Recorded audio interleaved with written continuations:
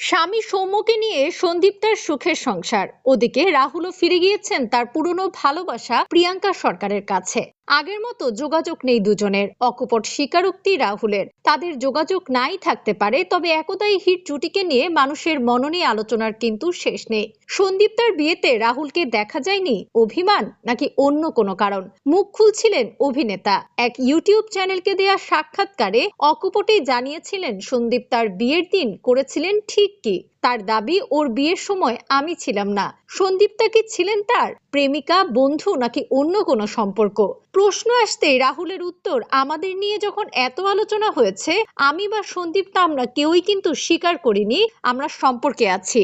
আজ যখন সন্দীপ্তা অন্য কারোর সঙ্গে ভালো আছে, তখন নতুন করে স্বীকার করার কিছু নেই যে আমি ওর প্রেমিক ছিলাম। আমরা বন্ধু ছিলাম বা বন্ধুর চেয়ে বেশি ছিলাম। আর সম্পর্ক তো এলআইসি বন্ড নয় যে গ্যারান্টি